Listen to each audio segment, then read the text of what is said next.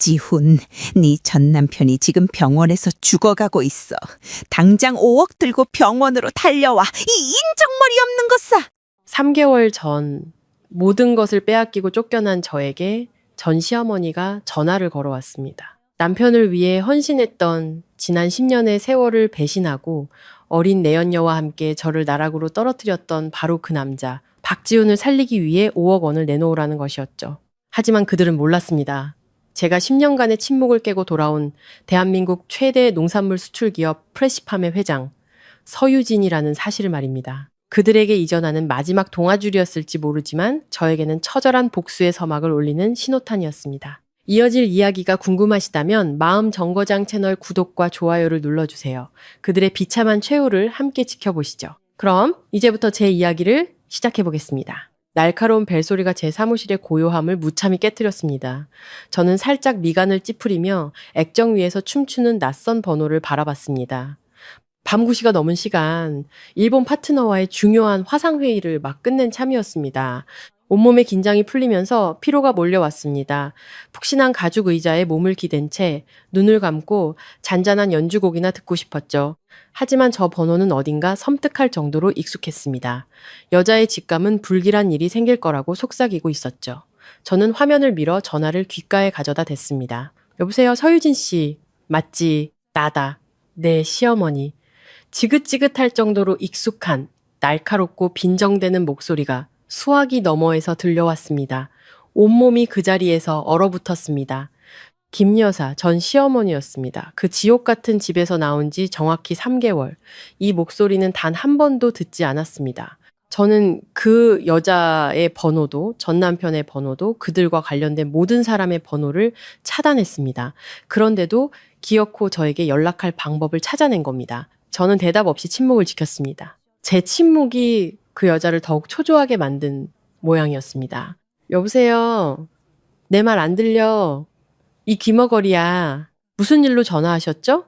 마침내 제가 입을 열었습니다. 제 목소리는 감정 한 점 없이 차갑고 냉정했습니다.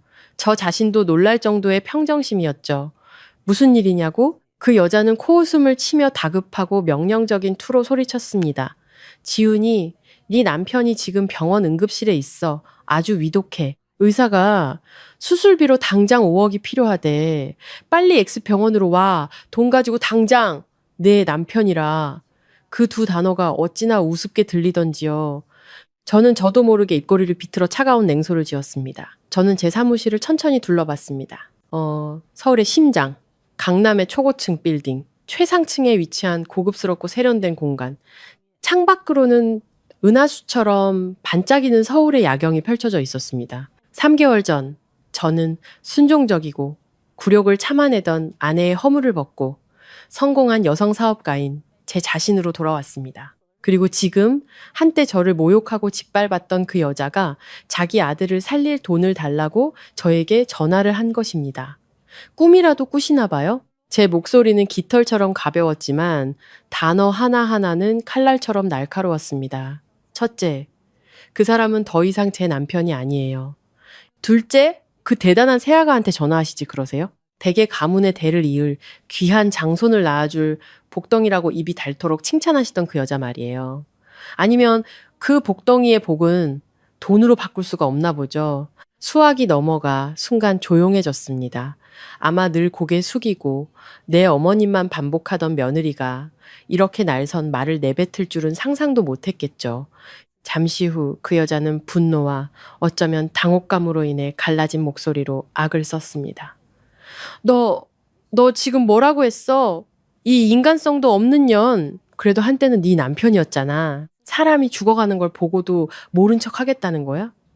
저는 그 여자의 말이 끝나기도 전에 전화를 끊어버렸습니다. 그리고 망설임 없이 그 번호를 차단 목록에 추가했습니다. 휴대폰 전원을 끄고 의자에 깊숙이 몸을 기댄 채 긴 한숨을 내쉬었습니다. 제 마음은 잔물결 하나 잃지 않았습니다. 통쾌함도 동정심도 없었습니다. 오직 얼음장 같은 평온함만이 존재했죠. 방금 그 전화는 제 마음을 흔들지 못했습니다. 그저 희미한 먼지를 가볍게 불어내듯 3개월 전의 기억을 어제 일처럼 선명하게 되살려냈을 뿐입니다. 3개월 전 강남의 한 고급스럽지만 차가운 법률 사무소. 저는 박지훈과 마주 앉아 있었습니다. 지난 10년간 남편이라 불렀던 남자였죠. 그의 옆에는 그의 어머니 김 여사가 앉아 있었습니다. 그리고 지훈의 팔을 소유하듯 꼭 껴안고 있는 한소라. 명품 실크 원피스 아래로 제법 불러온 배를 숨기지 않은 채 갓 26살의 젊고 아름다운 여자였습니다. 미리 작성된 이혼 합의서가 테이블 위에 놓여 있었습니다. 모든 조항은 명확하게 적혀 있었죠. 나 서유진은 자발적으로 빈손으로 떠나며 어떠한 재산 분할도 요구하지 않는다. 우리가 살던 집, 내가 타던 차, 모든 것은 박지훈의 소유가 된다. 그 대가로 나는 올해 8살인 딸, 예나의 양육권을 갖는다. 서명해. 더 이상 시간 끌지 말고. 김 여사가 입을 열었습니다. 목소리에는 승리자의 오만함이 가득했죠. 그 여자는 경멸적인 눈빛으로 저를 쳐다봤습니다. 10년 동안 이 집에 붙어 살면서 고작 딸년 하나 낳아놓고 이제 우리 집안에 대를 이을 복덩이가 들어왔으니 분수껏 알아서 서명하고 꺼져. 내 아들 세장가도 보내고 귀한 내 손주도 챙겨야 하니까. 그 여자의 말 한마디 한마디가 비수처럼 제 심장을 찔렀습니다. 저는 지훈을 쳐다봤습니다. 혹시나 남은 부부의 정이라도 찾아볼 수 있을까 하는 헛된 희망으로요. 하지만 그는 침묵했고 제 시선을 피했습니다. 그는 한소라의 배를 부드럽게 쓰다듬었습니다. 다정함이 넘치는 애정 표현이었죠. 한소라는 저를 올려다보며 승리자의 여유로운 미소를 지어 보였습니다. 유진 씨. 마침내 지훈이 입을 열었습니다. 감정 없는 목소리였죠. 우리 인연은 여기까지야. 서명해. 서로를 위한 길이야. 당신이 회사 일로 고생한 거 알아. 이 재산들은 지난 몇 년간 내 노력의 대가라고 생각해줘. 그의 노력의 대가? 저는 헛웃음이 터져 나오는 것을 겨우 참았습니다. 이 회사는 제가 맨주먹으로 무에서 유를 창조하며 일궈낸 것입니다. 지난 10년간 저는 기계처럼 일했습니다. 밤낮으로 계약을 따내고 비즈니스 세계의 온갖 풍파와 맞서 싸웠습니다. 그런데 그는 무엇을 했죠? 제가 만들어준 마케팅 본부장 자리에 앉아 높은 연봉을 받고 고급차를 몰고 좋은 집에 살면서 제가 벌어다준 바로 그 돈으로 바람을 피웠습니다. 눈물이 뺨을 타고 흘러내렸습니다. 재산이 아까워서 우는 게 아니었습니다. 저의 10년 청춘, 10년의 희생이 이렇게 뻔뻔하게 부정당했다는 사실에 눈물이 났습니다. 제 자신의 어리석음에 눈물이 났습니다. 엄마, 아빠, 이혼하면 안 돼. 옆에 앉아있던 제 어린 딸 예나가 제 손을 꼭 잡으며 떨리는 목소리로 말했습니다. 아이를 보자 심장이 갈기갈기 찢어지는 것 같았습니다. 서명해야만 했습니다. 딸을 위해서라면 모든 것을 포기할 수 있었습니다. 아이가 제가 겪어온 것과 같은 말다툼과 모욕을 더 이상 보게 하고 싶지 않았습니다. 떨리는 손으로 펜을 잡았습니다. 눈물 때문에 잉크가 번졌습니다. 저는 그 얇지만 천근만근 같은 종이 위에 제 이름을 썼습니다. 펜을 내려놓는 순간 영혼이 빠져나가는 듯한 기분이었습니다. 모든 것이 끝났습니다. 저는 딸의 손을 잡고 일어섰습니다. 그들을 다시는 돌아보지 않았습니다. 그 차가운 방을 빠져나오며 고통스러운 과거를 등 뒤로 남겼습니다. 등 뒤에서 그들의 즐거운 웃음소리가 들려왔습니다. 곧 있을 결혼식을 의논하는 김 여사의 들뜬 목소리. 쇼핑 가자고 지훈에게 애교 부리는 한소라의 목소리. 그 소리들은 제 안에 남아있던 마지막 미련의 끈을 끊어버리는 칼날 같았습니다. 다시 현실로 돌아와 저는 넓은 사무실에 홀로 앉아 있었습니다. 그날의 분노와 고통은 어느새 멀어지고 이상할 정도로 평온한 마음이 그 자리를 채웠습니다. 김 여사의 전화는 통쾌함을 주기는커녕 3개월 전 저의 단호한 결정이 얼마나 옳았는지를 다시 한번 확인시켜 주었을 뿐입니다. 그들은 바람을 심었고 이제 태풍이 불어오기 시작한 것이겠다. 하지만 그 태풍이 어디로 향할지, 그리고 이것이 단순히 사고로 끝날 일인지 문득 스친 의문이 제 마음속에 희미한 호기심의 씨앗을 뿌렸습니다. 2부. 잿더미 속에서 다시 태어나다. 김 여사의 전화는 고요한 호수에 던져진 작은 돌멩이 같았습니다. 잠시 잔물결을 일으키더니 이내 깊은 곳으로 가라앉아 잊혔습니다. 저는 그 일이 1분 이상 제 기분을 좌우하도록 내버려두지 않았습니다. 자리에서 일어나 기지개를 켜며 길고 효율적인 하루 일과 끝에 찾아온 기분 좋은 피로감을 느꼈습니다. 거대한 통유리창으로 다가가 아래에 빽빽한 차량 행렬을 내려다봤습니다. 서울의 밤은 참 아름다웠습니다. 활기차고 분주한 모습이 지금의 제 삶과 꼭 닮아 있었죠. 모든 것이 예전과는 많이 달라졌습니다. 3개월, 길지 않은 시간이지만 무너진 결혼 생활의 잿더미 위에서 제 인생을 다시 세우기에 충분한 시간이었습니다. 그날 법률사무소를 나선 후 저와 예나는 그 저택으로 돌아가지 않았습니다. 그곳은 더 이상 제 집이 아니었으니까요. 저는 미리 임대해둔 고급 레지던스로 딸을 데려갔습니다. 새로운 공간, 새로운 시작이 필요했습니다. 처음 며칠은 정말 힘들었습니다. 예나는 계속 울며 아빠를 찾았죠. 아직 어른들의 복잡한 사정을 다 이해하기엔 너무 어린아이였습니다. 저는 그저 아이를 품에 안고 아빠와 엄마가 더 이상 함께 살지 않지만 두 사람 모두 여전히 예나를 너무나 사랑한다고 끈기 있게 설명해 줄 뿐이었습니다. 첫 주는 오로지 아이와 함께 보냈습니다. 공원에 가고 영화를 보고 아이가 좋아하는 음식을 먹으며 시간을 보냈죠. 아이에게 미안한 마음을 보상해주고 싶었습니다. 아빠가 없어도 언제나 곁에서 무조건적인 사랑을 주는 엄마가 있다는 것을 느끼게 해주고 싶었습니다. 다행히 예나는 점차 안정을 찾고 새로운 생활에 적응해 갔습니다. 저 역시 스스로 무너지는 것을 허락하지 않았습니다. 배신의 아픔은 여전했지만 저는 그것을 원동력으로 삼았습니다. 미친 듯이 일에 매달렸습니다. 제가 모든 열정을 쏟아부어 키워낸 자식 같은 회사, 농산물 수출 기업 프레시팜이 저의 구원이었습니다. 돌이켜보니 지난 10년의 결혼 생활 동안 저는 회사를 너무 등한시했습니다. 너무 많은 권한을 지훈과 제가 믿었던 사람들에게 위임했죠. 그리고 저는 완벽한 아내, 완벽한 며느리가 되는 데에만 집중했습니다. 치명적인 실수였습니다. 이제는 제가 모든 것을 다시 제 손으로 되찾아야 했습니다. 첫 한 달 동안은 회사의 모든 시스템을 재점검했습니다. 인사, 재무, 사업 전략까지 샅샅이 훑었죠. 어려운 결정을 내려야만 했습니다. 비효율적인 부서를 정리하고 더 이상 회사에 맞지 않는 직원들, 특히 지훈의 수족이었던 자들을 해고했습니다. 직접 해외로 날아가 중요한 파트너들을 다시 만나고 대형 계약들을 재협상했습니다. 박지훈이 없어도 회사는 잘 돌아가며 오히려 더 나아졌다는 것을 보여주고 싶었습니다. 회사의 모든 직원들은 저의 변화에 경악했습니다. 언제나 온화하고 말수가 적던 회장님이 이제는 단호하고 날카로우며 카리스마 넘치는 리더가 되어 있었으니까요. 어떤 회의는 자정까지 이어졌고 어떤 결정은 이사회의 격렬한 논쟁을 불러일으켰습니다. 하지만 저는 물러서지 않았습니다. 제가 무엇을 하고 있는지 정확히 알고 있었고 결과가 저의 옳음을 증명해 주었습니다.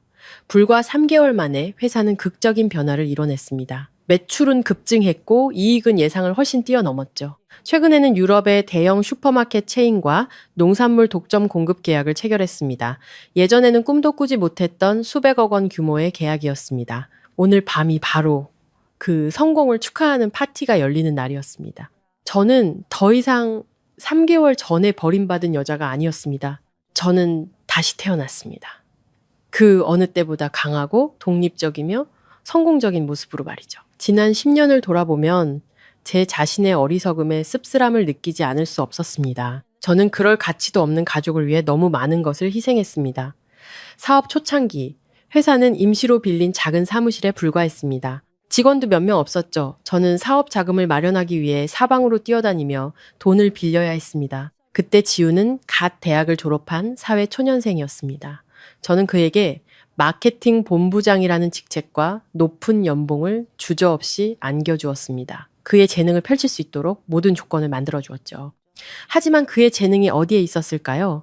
번지르르한 외모와 말솜씨로 접대를 하는 것 외에 모든 주요 전략과 계획은 제 손에서 나왔습니다. 그는 그저 회사의 얼굴 마담 역할을 위해 제가 세워놓은 멋진 허수아비에 불과했습니다. 어쩌면 아내에게 얹혀 산다는 말을 듣기 싫어하는 남자의 헛된 자존심을 채워주기 위한 도구였을지도 모르죠. 그리고 시어머니 김 여사. 제가 며느리로 들어온 첫날부터 그 여자는 저를 황금알을 낳는 거위 취급했습니다. 비싼 명품을 사달라는 요구부터 시작해서 이름도 모를 먼 친척들의 생활비까지 대라는 요구가 끊이지 않았습니다. 제가 조금이라도 불평하면 며느리의 도리를 운운하며 집안에 복 없는 년이 들어왔다고 저주를 퍼부었죠. 그리고 그 잔인함의 절정은 제가 딸을 낳았을 때였습니다. 그 여자는 그것을 죄악으로 여겼습니다. 저를 열매 없는 동나무라 부르며 집안의 명예를 더럽혔다고 공공연히 모욕했습니다. 제 남편 지우는 단 한 번도 저를 감싸주지 않았습니다. 그는 침묵하거나 더 심하게는 어머니 편에 서서 당신이 좀 더 노력해서 아들 하나 낳아줘라고 말하곤 했죠. 지금 생각하면 어떻게 그 모든 것을 10년이나 참아냈는지 모르겠습니다. 아마도 사랑, 모든 것을 눈멀게 한 맹목적인 사랑 때문이었을 겁니다. 혹은 제가 가족이라는 두 글자를 너무나 소중히 여겼기 때문이겠죠. 그들에게 가족이란 오직 돈과 이익으로 환산될 때만 가치가 있는 개념이었는데도 말입니다. 하지만 모든 것은 과거가 되었습니다. 그 고통스러운 추락이 저를 깨어나게 했습니다. 저는 한 여성의 가치가 아들을 낳는지 못 낳는지, 시댁을 만족시키는지 아닌지에 달려있지 않다는 것을 깨달았습니다. 그녀의 가치는 독립성, 스스로의 두 발로 서서 자신만의 행복을 만들어내는 능력에 있었습니다. 저는 미소를 지었습니다. 진정으로 평온한 미소였죠. 가방을 챙겨 들고 사무실 불을 끈 뒤 밖으로 나섰습니다. 이제 딸에게 돌아갈 시간입니다. 예나가 엄마를 기다리고 있을 겁니다. 그곳이 바로 저의 진정한 가족이며 제가 지켜야 할 유일한 안식처였습니다. 하지만 저는 몰랐습니다. 그 평화가 곧 깨질이라는 것을. 김 여사의 전화는 단발적인 사건이 아니었습니다. 그것은 새로운 폭풍, 과거의 망령들이 저를 끌어들이려 하는 거대한 폭풍의 전조였을 뿐입니다. 제가 새로운 삶의 평화와 달콤한 결실을 만끽하는 동안 도시의 다른 한 구석, 소독약 냄새가 진동하는 답답한 병실에서는 또 다른 비극이 펼쳐지고 있었습니다. 김 여사가 전화해서 언급했던 X병원은 비싼 진료비로 유명한 사립병원이었습니다. 그리고 새하얀 침대 위, 머리에 붕대를 감고 한쪽 다리에는 깁스를 한 채 공중에 매달려 꼼짝도 못하고 누워있는 남자는 바로 제 전남편 박지훈이었습니다. 그는 몹시 비참해 보였습니다. 번지르르 하던 얼굴은 퉁퉁 붓고 시퍼렇게 멍들어 있었고 두 눈은 꼭 감겨 있었습니다. 잠든 와중에도 고통스러운 듯 미간을 찌푸리고 있었죠. 그는 교통사고를 당한 것도 희귀병에 걸린 것도 아니었습니다. 사람들에게 맞은 것이었습니다. 죽기 직전까지 맞은 거죠. 그리고 그 손을 쓴 자들은 다름 아닌 사채업자들이었습니다. 모든 일은 3개월 전 우리가 이혼한 직후부터 시작되었습니다. 저에게서 빼앗은 재산, 즉 고급 저택과 외제차, 그리고 적지 않은 현금으로 지훈은 왕처럼 새로운 삶을 시작했습니다. 그는 한소라와 성대한 결혼식을 올렸습니다. 친구들에게 과시하고 제가 없어도 잘 살며 오히려 더 잘 산다는 것을 증명하기 위해 서울에서 가장 호화로운 결혼식을 열었죠. 어둠 속의 내연녀였던 한소라는 순식간에 여왕이 되었습니다. 지우는 그녀를 지극정성으로 떠받들었습니다. 명품, 보석, 호화로운 해외여행 등 그녀가 원하는 것이라면 무엇이든 망설임 없이 들어주었죠. 그들은 꿈같은 나날을 보냈습니다. 향락과 낭비에 흠뻑 빠져 살았죠. 하지만 돈이 아무리 많아도 쓰기만 하면 언젠가는 바닥을 드러내는 법입니다. 지우는 진짜 사업 수완이 있는 사람이 아니었습니다. 그는 제 지시에 따르고 이미 갖춰진 탄탄한 기반 위에서 일하는 데에만 익숙했죠. 혼자서 넓은 바다로 헤쳐나가야 했을 때 그는 금세 가라앉고 말았습니다. 그는 자신을 증명하고 싶어 했습니다. 저보다 더 위대한 성공을 이루고 싶어 했죠. 친구들의 말에 솔깃해 남은 돈, 전부를 제주도 부동산 개발 프로젝트에 쏟아부었습니다. 그는 한 방을 노리며 살인적인 이율의 사채까지 끌어다 썼습니다. 하지만 인생은 꿈처럼 흘러가지 않았습니다. 프로젝트는 부도가 났고 시행사 대표는 돈을 들고 잠적했습니다. 지우는 모든 것을 잃었습니다. 저택도 차도 모두 빚을 갚기 위해 팔아야 했습니다. 하지만 사채는 이자가 눈덩이처럼 불어나 거대한 금액이 되어 있었습니다. 그가 그토록 사랑했던 젊고 아름다운 아내 한소라도 남편과 고난을 함께할 여자는 아니었습니다. 지훈이 몰락하자 그녀는 금세 꽃뱀의 본색을 드러냈습니다. 그에게 무능력하고 쓸모없는 인간이라며 잔소리를 퍼붓기 시작했죠. 그들의 삶은 격렬한 다툼으로 채워졌습니다. 그리고 어느 날 사채업자들이 집까지 찾아오자 한소라는 말 한마디 없이 남은 귀금속을 챙겨 사라져버렸습니다. 그녀는 지훈이 가장 비참할 때 그를 버렸습니다. 김 여사가 그토록 바라던 장손 역시 새빨간 거짓말이었습니다.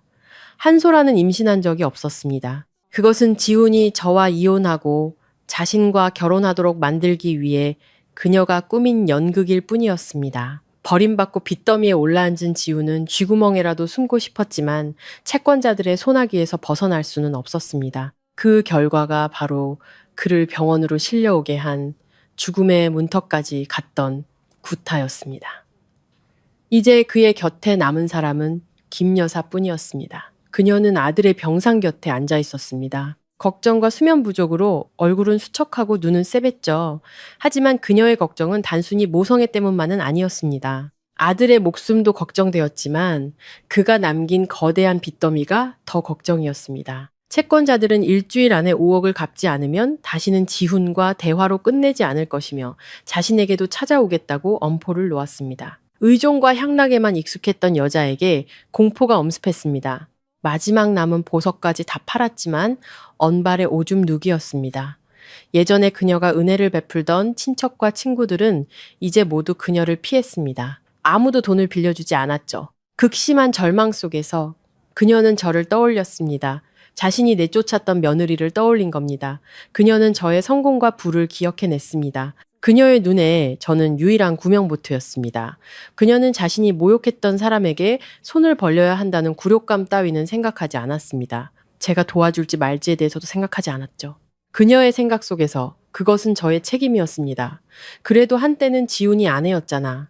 하루를 살아도 부부의 정이 있는 법이지. 그녀는 그렇게 스스로를 합리화했고 그것이 그 운명적인 전화의 이유였습니다. 그녀는 애원하는 목소리가 아니라 마치 자기 것을 요구하듯 명령하는 목소리로 저에게 전화를 걸었습니다. 하지만 그녀는 착각했습니다. 금빛 새장 속에 갇혀있던 참새는 이제 불사조가 되어 푸른 하늘로 날아올랐습니다. 그리고 불사조는 낡고 썩어빠진 옛 새장을 돌아보지 않는 법입니다.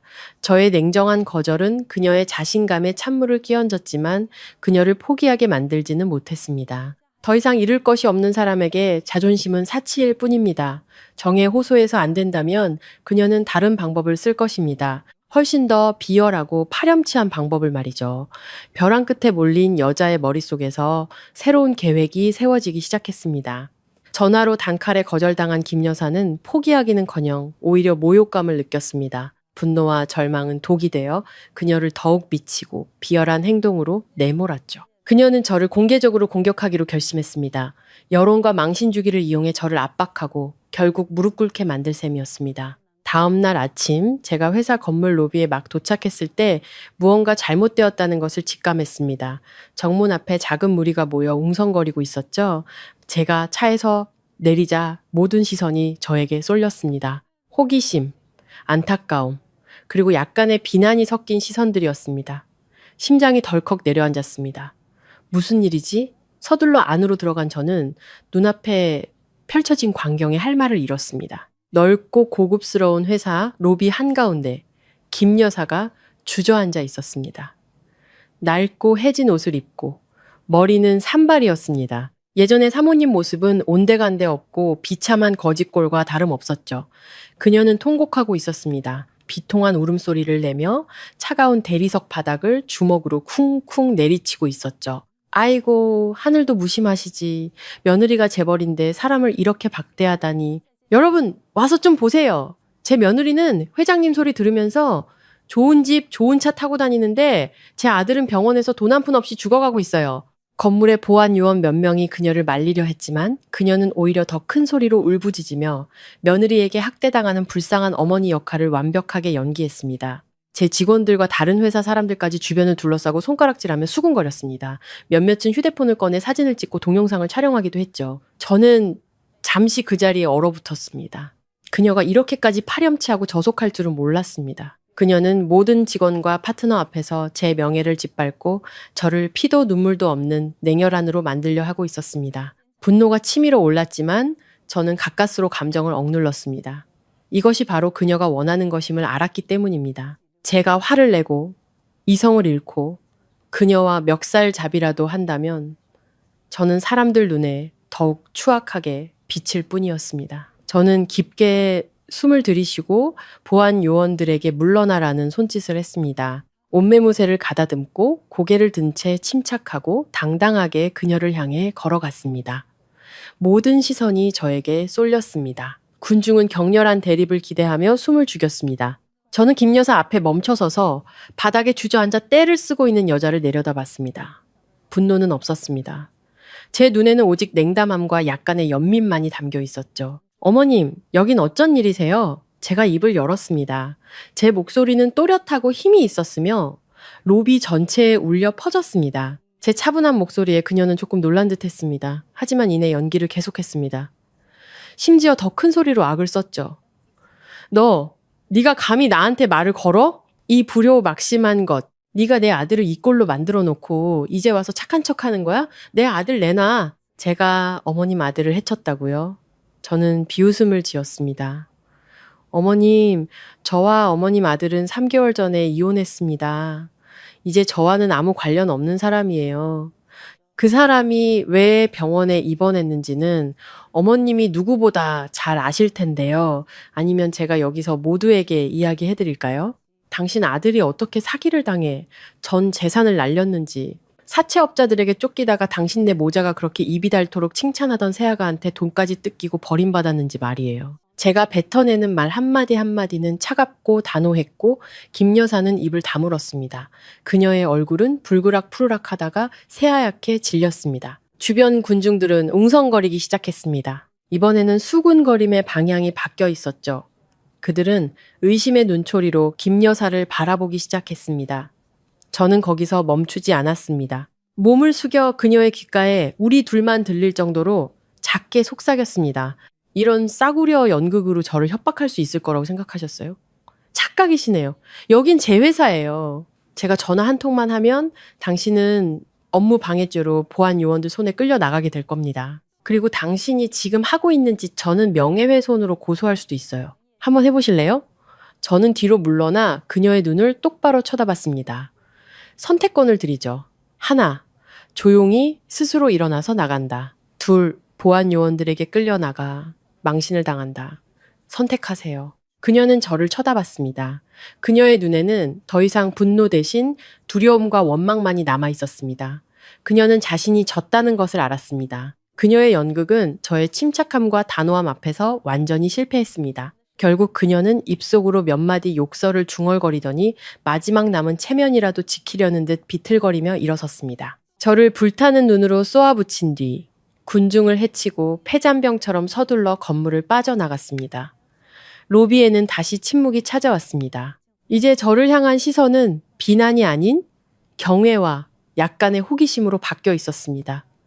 저는 아무 말도 하지 않고 경영진 전용 엘리베이터를 향해 걸어갔습니다. 등 뒤로 혼란스러운 상황과 한동안 사람들의 입에 오르내릴 이야기를 남겨둔 채 말이죠. 하지만 저는 이것이 끝이 아니라는 것을 알았습니다. 궁지에 몰린 짐승은 더욱 미쳐 날뛰고 위험해지는 법이니까요. 회사 로비에서의 소동은 저를 무너뜨리기는커녕 오히려 세상의 웃음거리가 되었습니다. 그녀가 통곡하다가 저의 반박에 꼬리를 내리고 도망치는 모습은 몇몇 사람들에 의해 영상으로 찍혀 SNS에 퍼져나갔습니다. 이혼 이야기로 이미 저에게 동정적이던 여론은 더욱 확고해졌습니다. 사람들은 저를 안타까워하는 것을 넘어 저의 강인함과 현명함에 감탄하기 시작했습니다. 하지만 저는 전 시댁의 침묵이 포기를 의미하지 않는다는 것을 알았습니다. 그것은 더 큰 폭풍 전의 고요함일 뿐이었습니다. 벼랑 끝에 몰린 김 여사와 지우는 결코 가만히 있지 않을 것입니다. 그들은 다른 방법, 더 교묘하고 악랄한 음모를 꾸밀 것입니다. 그리고 저는 그들이 행동하기를 기다리고만 있을 수는 없었습니다. 저는 주도적으로 움직여 지훈의 빚 문제 뒤에 또 다른 내막이 있는지 알아내야만 했습니다. 그 5억이라는 병원비가 빙산의 일각에 불과하다는 막연한 예감이 들었기 때문입니다. 사설 탐정이라도 고용해야 하나 고민하던 중 예상치 못한 일이 벌어졌습니다. 어느 날 오후 제가 퇴근 준비를 할 때 비서가 이정수라는 남자가 저를 만나고 싶어 한다고 보고했습니다. 제 전 남편과 관련해 아주 중요한 할 이야기가 있다는 것이었습니다. 저는 놀랍기도 하고 경계심도 들었지만 잠시 망설임 끝에 만나기로 했습니다. 어떤 단서도 놓치고 싶지 않았으니까요. 한 남자가 제 사무실로 들어왔습니다. 40대 중반쯤 되어 보이는 그는 네모난 얼굴에 고생한 흔적이 역력했지만 눈빛만은 정직해 보였습니다. 낡은 양복 차림이 성공한 사업가처럼 보이지는 않았습니다. 서유진 회장님, 안녕하십니까? 저는 이정수라고 합니다. 그가 자신을 소개했습니다. 암팟건설의 대표입니다. 늦은 시간에 폐를 끼쳐 죄송합니다. 저는 그에게 자리를 권하고 바로 본론으로 들어갔습니다. 제 전남편과 관련된 일이라고 하셨는데요. 구체적으로 어떤 일이죠? 이정수 씨는 깊은 한숨을 내쉬었습니다. 그의 얼굴에는 근심이 가득했죠. 회장님, 저 역시 회장님의 전남편 박지훈 씨가 연루된 사기 사건의 피해자입니다. 그는 이야기를 시작했습니다. 그의 회사 암팟건설은 작은 건설회사였습니다. 약 6개월 전 지훈이 공통의 지인을 통해 이정수 씨를 찾아왔다고 합니다. 그때 지훈은 아직 제 회사의 마케팅 본부장이었고 성공한 사업가라는 타이틀을 달고 있었죠. 그는 제주도의 리조트 개발 사업에 대해 아주 매력적인 청사진을 제시하며 이것이 엄청난 수익을 가져다 줄 대형 프로젝트라고 설명했습니다. 그는 이정수 씨에게 함께 투자하자고 제안하며 암팟건설에 막대한 이익을 나눠주겠다고 약속했습니다. 그때 저도 조금 의심은 했습니다. 이정수 씨가 후회 가득한 목소리로 말했습니다. 하지만 박지훈 씨가 보여준 사업 계획서나 서류들이 너무나 전문적으로 보였습니다. 그리고 가장 중요한 것은 그가 자신이 회장님의 남편이라는 사실, 즉 국내 최대 수출기업 회장님의 남편이라는 점을 과시했다는 겁니다. 이 프로젝트 뒤에는 회장님 회사의 막강한 지원이 있다라고 말했죠. 저는 회장님과 회사의 명성을 너무 믿은 나머지 제 회사의 전 재산인 50억 원을 그 프로젝트에 투자했습니다. 가슴이 철렁 내려앉았습니다. 또 한 사람이 지훈의 거짓된 가면 뒤에 속아 넘어간 것입니다. 그리고 회장님도 아시다시피 그 프로젝트는 사기였습니다. 이정수 씨가 씁쓸하게 말을 이었습니다. 시행사는 사라졌고 우리는 모든 것을 잃었습니다. 박지훈 씨도 피해자이긴 하지만 적어도 그에게는 부유한 가족이라도 있죠. 하지만 제 회사는 이제 파산 직전입니다. 제가 오늘 여기 온 것은 회장님께 돈을 요구하기 위함이 아닙니다. 회장님과는 관련 없는 일이라는 걸 압니다. 하지만 회장님께 경고를 드리기 위해 왔습니다. 저에게 경고를요? 저는 놀라서 되물었습니다. 네. 사기를 당한 뒤 저는 분해서 직접 조사를 시작했습니다. 그리고 훨씬 더 끔찍한 진실을 발견했죠. 이 사기 사건은 단순히 사업 실패가 아니었습니다. 그 뒤에는 아주 치밀하게 계획된 음모가 있었습니다. 그리고 회장님의 전남편 박지훈 씨는 그가 보여주는 것처럼 순진한 피해자가 결코 아닙니다. 이정수 씨는 서류 가방에서 서류 뭉치 하나를 꺼내 제 앞 테이블 위에 올려놓았습니다. 이게 제가 찾아낸 것들입니다. 한번 보시죠. 저는 떨리는 손으로 서류를 펼쳤습니다. 첫 장은 계약서 사본이었습니다. 맨 위의 글자를 읽는 순간 심장이 튀는 것 같았습니다. 그것은 대출 보증 계약서였습니다. 보증을 받는 쪽은 지훈과 이정수 씨를 속인 유령 회사였습니다. 그리고 보증을 서준 쪽은 다름 아닌 제 회사 주식회사 프레시팜이었습니다. 계약서에는 제 회사가 한 상업은행에서 500억 원의 대출을 보증하며 회사를 대표하여 계약서에 서명한 사람은 마케팅 본부장 직함을 단 박지훈이라고 명시되어 있었습니다. 선명한 회사 직인과 서명까지 찍혀 있었죠. 계약 날짜는 약 4개월 전 지훈이 이정수 씨에게 투자를 권유하기 시작한 바로 그 시점이었습니다. 머릿속이 아찔했습니다. 500억 원의 빚. 상상도 할 수 없는 거액이었습니다. 저는 이 계약에 대해 전혀 아는 바가 없었습니다. 지훈이 몰래 회사의 명의와 어쩌면 위조된 직인까지 사용해 이런 엄청난 짓을 저지른 것입니다. 제가 알아봤습니다. 이정수 씨가 심각한 목소리로 말했습니다. 그 유령 회사는 은행에서 대출금을 받자마자 해외로 송금하고 사라졌습니다. 이제 법적으로 은행은 주채무자를 찾지 못하면 보증인, 즉 회장님 회사를 찾아올 겁니다. 차가운 기운이 등골을 타고 흘렀습니다. 이제야 모든 것이 이해되었습니다. 모든 조각이 맞춰졌죠. 김 여사가 5억 원의 병원비를 요구한 전화는 절망 속에서 나온 돌발 행동이 아니었습니다. 그것은 시험이었습니다. 저의 태도를 떠보고 저에게 아직 정이 남아있는지 확인하려 한 것입니다. 만약 제가 마음이 약해져 500만 원이라도 건넸다면 그들은 계속해서 저를 등쳐먹으며 그 500억 원의 구멍을 메우려 했을 겁니다. 그리고 제가 돈을 주지 않자 그들은 다른 방법을 찾은 것이죠. 그들의 음모는 제가 상상했던 것보다 훨씬 더 악랄하고 위험했습니다. 그들은 제 회사, 제 인생 전부를 자신들과 함께 진흙탕 속으로 끌어내리려 하고 있었습니다. 이정수 씨와의 만남은 제게 사건의 전혀 다른 이면을 보여주었습니다. 이것은 우리에게 인생에서 연대의 힘을 결코 과소평가해서는 안 된다는 것을 보여줍니다. 피해자들이 함께 목소리를 낼 때 그들의 힘은 배가 됩니다.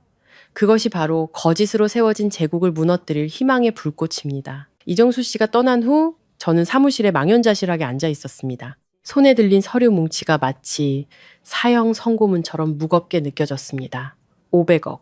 기업 하나를 통째로 무너뜨릴 수 있는 금액. 이제 그 돈이 다모클레스의 검처럼 제 회사 머리 위에서 아슬아슬하게 흔들리고 있었습니다. 더 이상 이 문제를 개인적인 싸움으로 치부할 수 없었습니다. 이것은 제가 10년 넘게 피땀 흘려 읽어온 모든 것을 건 생존 투쟁이었습니다. 저는 즉시 제 개인 변호사인 김 변호사에게 전화를 걸었습니다. 그는 매우 유능하고 신뢰할 수 있는 중년의 남자였죠. 저는 그에게 당장 사무실로 와달라고 요청했습니다. 30분 후 김 변호사가 도착했습니다. 저는 이정수 씨가 제공한 모든 서류를 그에게 보여주었습니다. 서류를 읽어 내려갈수록 김 변호사의 표정은 점점 더 심각해졌습니다. 그는 보증계약서를 몇 번이고 뒤집어 보며 글자 하나, 쉼표 하나까지 꼼꼼히 뜯어봤습니다. 상황이 아주 복잡해졌군요. 서 회장님. 마침내 김 변호사가 입을 열었습니다. 그의 목소리는 낮고 근심에 차 있었죠. 이 계약서는 매우 전문적으로 만들어졌습니다. 직인과 서명은 언뜻 봐서는 위조라는 걸 알아채기 힘듭니다. 만약 은행이 소송을 제기하면 우리 회사가 관련 없다는 것을 증명하는데 엄청난 시간과 노력이 들 겁니다. 그럼 이제 어떻게 해야 하죠, 변호사님? 저는 애써 침착함을 유지하며 물었습니다. 우선 김 변호사가 말했습니다. 이 정보를 공식적으로 확인해야 합니다. 제가 은행 측에 연락해서 대출 관련 서류를 요청하겠습니다. 동시에 회장님께서는 즉시 전문 사설 탐정팀을 고용하셔야 합니다. 더 깊이 파고들어야 해요. 박지훈 씨가 의도적으로 사기를 치고 직위를 남용했으며 서류를 위조했다는 증거를 찾아내야 합니다. 증거가 있어야만 이 판을 뒤집을 수 있습니다. 저는 김 변호사의 조언에 따랐습니다. 즉시 서울에서 가장 신뢰받는 탐정회사에 연락했습니다. 돈은 아끼지 않았습니다. 최고의 팀을 동원하고 최신 장비를 사용해 사건의 전말을 샅샅이 조사해달라고 요청했습니다. 저는 모든 것을 알고 싶었습니다. 지훈이 어떻게 직인을 위조했는지, 누가 그를 도왔는지, 대출된 500억 원이 어디로 흘러 들어갔는지 말이죠. 조사는 비밀리에 신속하게 진행되었습니다. 그동안 저는 계속해서 회사를 경영하며 내부적으로 어떤 동요도 일으키지 않도록 모든 업무가 정상적으로 진행되는 것처럼 보여야 했습니다. 하지만 제 마음속에서는 폭풍이 몰아치고 있었습니다. 하루하루가 극심한 불안과 긴장 속에서 지나갔습니다. 며칠 후 탐정팀이 첫 번째 조사 결과를 가져왔습니다. 그리고 그 결과는 제가 상상했던 것보다 훨씬 더 끔찍했습니다. 첫째, 보증계약서의 직인은 위조된 것이 맞지만 매우 정교하게 만들어졌다는 것이 확인되었습니다. 위조범은 분명 전문가이며 복제를 위해 제 회사의 원본 직인을 입수했음이 틀림없었습니다. 이는 지훈이 혼자 행동한 것이 아니라는 증거였습니다. 제 회사 내부에 공모자가 있었던 겁니다. 둘째, 그리고 이것이 가장 충격적인 사실이었습니다.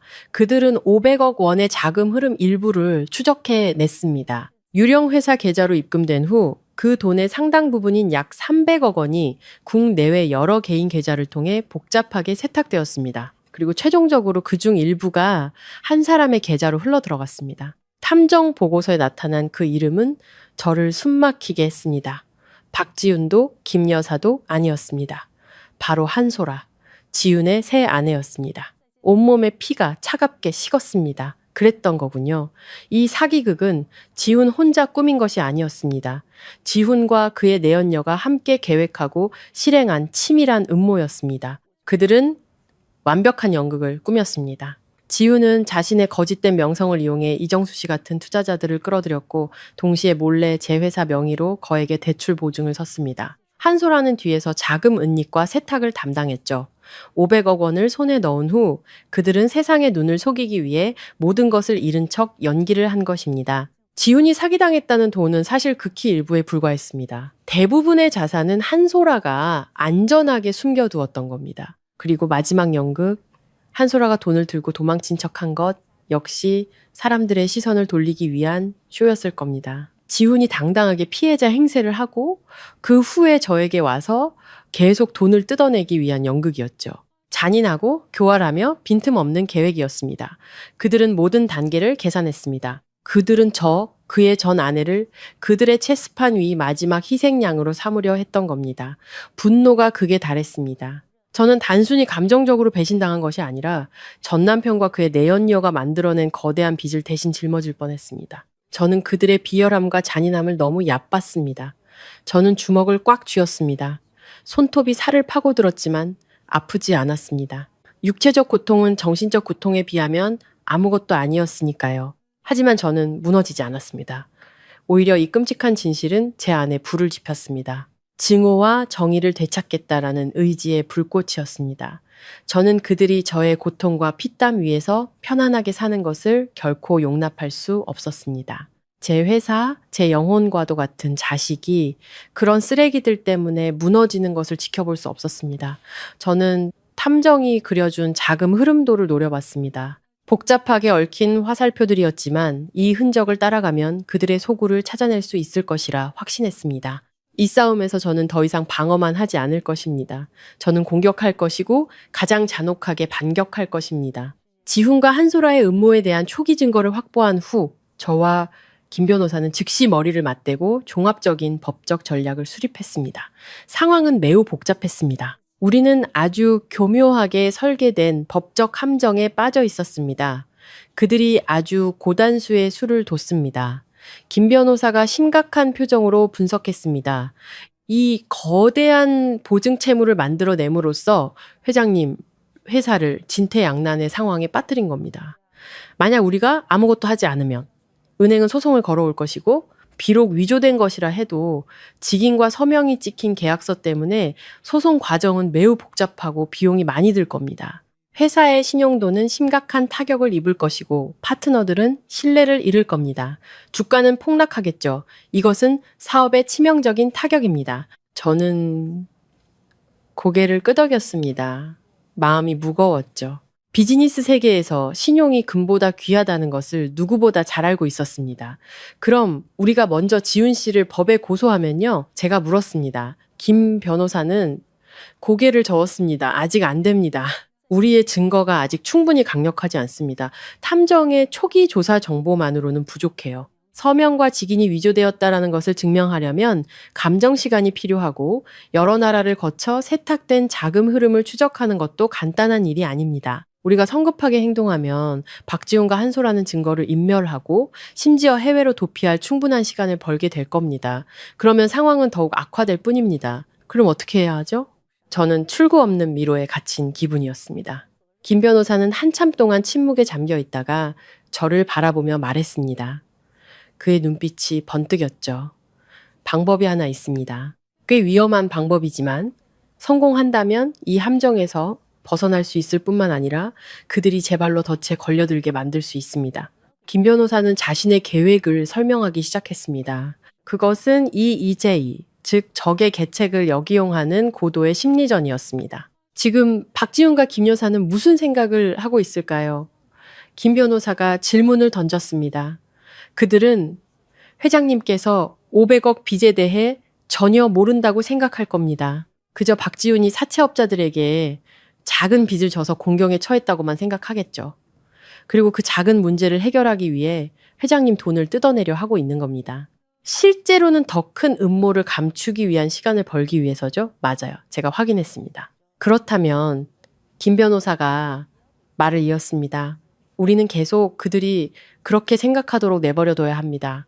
심지어 그 믿음을 더 강화시켜줘야 하죠. 회장님께서 마음이 약해지기 시작했고 전 남편을 구하기 위해 돈을 내줄 준비가 되었다고 믿게 만드는 겁니다. 김 변호사의 계획은 제가 더 이상 강경한 태도를 보이지 않는 것이었습니다. 대신 저는 아직 정이 남아있는 전처, 성공했지만 감정에는 약한 여성의 역할을 연기해야 했습니다. 지훈을 걱정하고 김 여사의 연극에 마음이 흔들리는 척해야 했습니다.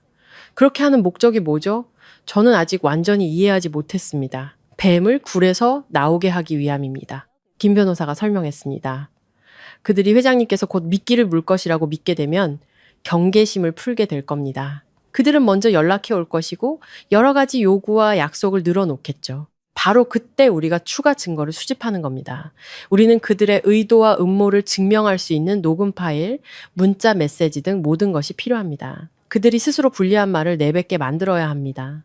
김 변호사는 저를 탐색하는 듯한 눈빛으로 바라봤습니다. 하지만 이걸 하려면 회장님께서 그들을 다시 마주해야 합니다. 연기를 해야 하고 하고 싶지 않은 말을 해야 할 수도 있습니다. 하실 수 있겠습니까? 저는 깊은 숨을 들이쉬었습니다. 그들을 다시 마주하고 그들의 거짓말을 듣고 믿는 척하는 것. 그것은 정신적인 고문과도 같았습니다. 하지만 이것이 유일한 길이라는 것을 알았습니다. 할 수 있어요. 제 목소리는 결의에 차 있었습니다. 회사를 지키고 정의를 되찾기 위해서라면 뭐든지 할 겁니다. 법률과 심리를 이용한 체스 게임이 공식적으로 시작되었습니다. 저는 더 이상 공격을 막아내기 급급한 수동적인 피해자가 아니었습니다. 이제 저는 보이지 않는 덫을 놓고 먹잇감이 스스로 걸어 들어오기를 기다리는 인내심 강한 사냥꾼이 되었습니다. 이 길이 함정으로 가득하며 극도의 인내심과 냉철한 이성을 요구한다는 것을 알았습니다. 아주 작은 실수 하나, 감정의 작은 동요 하나만으로도 모든 계획이 수포로 돌아갈 수 있었습니다. 하지만 저에게는 다른 선택지가 없었습니다. 이것은 저의 전쟁이었고 저는 반드시 승리해야만 했습니다. 악과 계략과의 대결에서 힘은 때로 정면 공격이 아니라 인내와 지혜에서 나옵니다. 적의 음모 자체를 무기로 바꾸는 지혜 말이죠. 인생도 마찬가지입니다. 항상 강하게 맞서는 것만이 최선의 해결책은 아닙니다. 때로는 계산된 한 걸음의 후퇴, 부드러움이 예상치 못한 길을 열어주고 우리를 더 찬란한 승리로 이끌 수 있습니다. 그것이 바로 지혜의 기술입니다. 제 연극은 바로 다음날 시작되었습니다. 저는 더 이상 낯선 번호의 전화를 피하지 않았습니다. 그리고 예상대로 김 여사가 다시 전화를 걸어왔습니다. 이번에는 다른 번호였지만 내용은 똑같았습니다. 그녀는 울며불며 병원에 있는 지훈의 비참한 상황과 사채업자들의 협박에 대해 늘어놓았죠. 하지만 이번에 저는 냉정하게 전화를 끊는 대신 조용히 그녀의 말을 들어주었습니다. 그녀가 하고 싶은 말을 다 하고 슬픔을 다 쏟아낼 때까지 기다렸습니다. 그녀가 실컷 울고 난 뒤에야 제가 입을 열었습니다. 제 목소리는 더 이상 차갑지 않고 슬픔과 피곤함이 묻어 있었습니다. 어머님, 아니 아주머님, 그만 우세요. 일이 이 지경까지 왔는데 운다고 해결될 건 아무것도 없잖아요. 호칭과 태도의 변화에 그녀는 조금 놀란 듯 했습니다. 울음을 멈추고 조용히 다음 말을 기다렸죠. 알겠습니다. 저는 연극처럼 긴 한숨을 내쉬었습니다. 그래도 한때는 제 남편이었던 사람이니 모른 척할 수는 없겠죠. 제가 한번 생각해 보겠습니다. 저의 애매한 대답은 첫 번째 미끼였습니다. 약속도 거절도 하지 않았습니다. 저는 그녀의 마음에 희망의 불씨와 호기심을 심어주었습니다.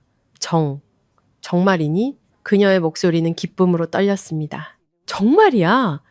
지훈이를 도와주겠다는 거지. 생각할 시간과 몇 가지 정리할 시간이 필요해요. 저는 여전히 근심 어린 목소리로 말했습니다. 적은 돈이 아니니 섣불리 결정할 순 없어요. 며칠만 시간을 주세요. 말을 마친 저는 그녀가 더 질문할 틈을 주지 않고 전화를 끊었습니다. 이 통화 직후 그녀가 지훈에게 이 기쁜 소식을 전할 것이라고 확신했습니다. 그리고 그들은 미끼주의를 맴도는 물고기처럼 초조하게 저의 연락을 기다리기 시작할 겁니다. 제 계획의 다음 단계는 중개인을 만드는 것이었습니다. 제가 직접 그들과 너무 자주 대화하면 의심을 살 수 있었습니다. 제 메시지를 객관적으로 전달해 줄 사람이 필요했죠. 저는 저에게 소식을 전해주었던 건설회사 대표 이정수 씨에게 부탁했습니다. 그는 믿을 수 있는 사람이었고 더 중요하게는 그 역시 지훈의 피해자였습니다. 그는 지훈의 실체를 밝히고 싶어 할 충분한 이유가 있었죠. 저는 이정수 씨를 만나 제 계획을 설명했습니다. 처음에는 계획의 위험성 때문에 조금 망설였지만 저의 분석을 듣고 또 자신을 속인 자에 대한 분노 때문에 결국 돕기로 동의했습니다. 이틀 후 이정수 씨는 지훈을 병문안했습니다. 그는 우연히 지훈의 소식을 듣고 찾아온 옛 사업 파트너 행세를 했죠. 지훈과 김 여사 앞에서 이정수 씨는 저와 만났던 이야기를 슬쩍 흘렸습니다. 얼마 전에서 회장님을 뵈었는데 얼굴이 많이 상하셨더군요. 아무래도 아직 박 본부장님에 대한 마음이 많이 남아있는 것 같았습니다. 박 본부장님 이야기를 할 때마다 눈시울을 붉히시더라고요. 여자란 게 아무리 강해도 정에는 약한 법이니까요. 이정수 씨의 말은 지훈 모자의 희망에 기름을 부었습니다. 그러고 나서 이정수 씨는 핵심 정보를 흘리기 시작했습니다. 서 회장님이 저한테 고민을 털어놓으시던데 박 본부장님을 돕는 걸 고려하고 있지만 많이 두려워하시더라고요. 이번에 도와줘도 또 예전처럼 위험한 사업에 손을 댈까봐 걱정이라고요. 뭔가 확실한 보증 같은 게 있다면 이정수 씨는 지훈 모자가 스스로 생각하도록 말을 흐렸습니다. 보증? 보증이라니 그게 무슨 말이죠? 김 여사가 급하게 물었습니다.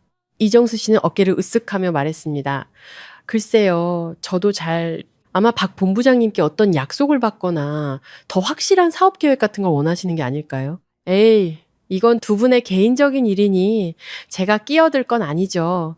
저는 그냥 들은 대로 전했을 뿐입니다. 이정수 씨의 연기는 완벽했습니다. 그는 지훈 모자의 머릿속에 내가 돕고 싶지만 보증이 필요하다는 생각을 심어주었습니다. 그리고 이제 그 보증이 무엇인지 찾아내는 거는 그들의 몫이었습니다. 그날 밤 저는 낯선 번호로 문자를 받았습니다. 지훈이라는 것을 알았죠. 유진아, 한 번 만날 수 있을까? 아주 중요한 할 얘기가 있어. 저는 바로 답장하지 않았습니다. 그를 기다리게 하고 애타게 만들었죠. 기다림은 먹잇감이 미끼를 더욱 갈망하게 만드니까요. 이제 이 계획은 효과를 보이기 시작했습니다. 저는 요구를 당하는 입장에서 조건을 제시할 수 있는 입장으로 상황을 역전시켰습니다. 이제 제가 그들을 필요로 하는 것이 아니라 그들이 저를 필요로 했습니다. 그리고 사람은 무언가를 간절히 원할 때 자신의 약점과 속내 그리고 가장 깊숙한 음모까지 쉽게 드러내기 마련입니다. 하루 동안 지훈의 계속되는 문자 메시지와 전화를 무시한 뒤에야 저는 짧은 메시지로 답장했습니다. 내일 오전 10시 엔조가든 카페 혼자 와. 저는 제 안전을 위해 사람이 많은 공공장소를 선택했습니다.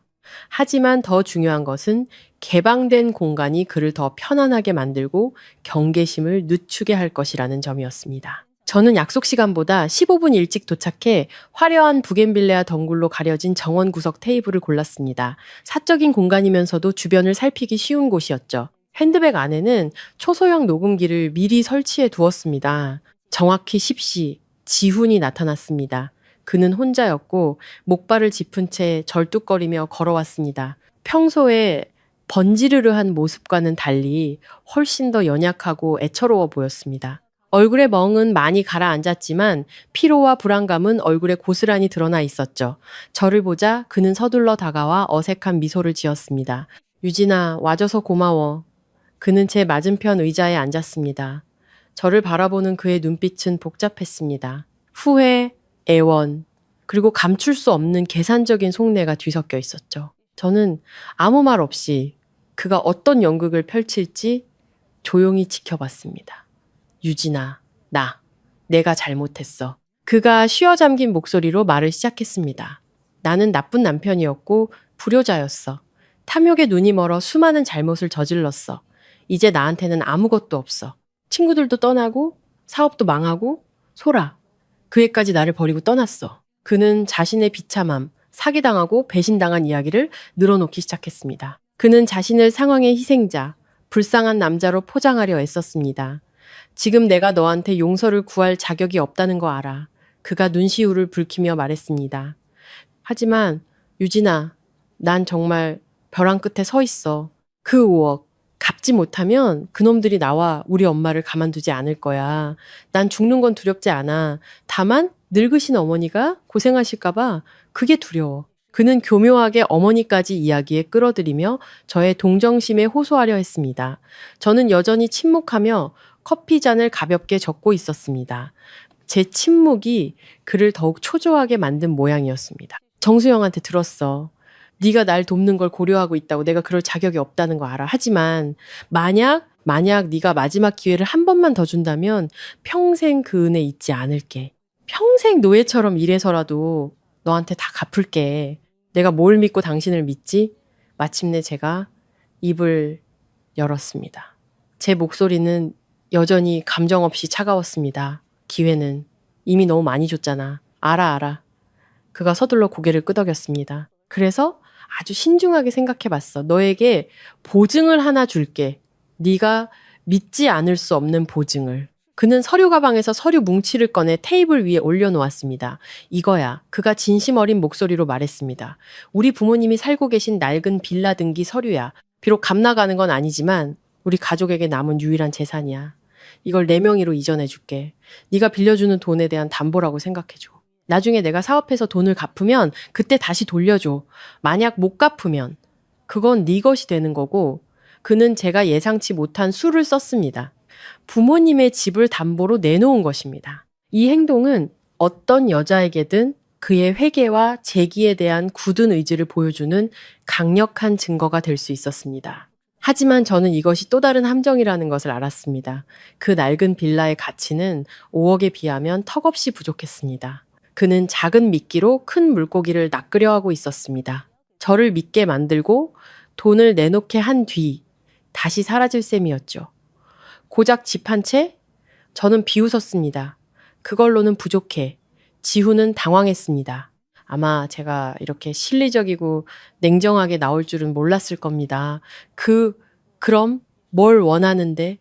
그가 더듬거렸습니다. 저는 그의 눈을 똑바로 쳐다보며 천천히 또박또박 말했습니다. 당신이 각서를 썼으면 좋겠어. 이 빚에 대한 상세한 내용과 앞으로의 상환 계획이 담긴 각서. 그리고 가장 중요한 건 저는 잠시 말을 멈추고 강조했습니다.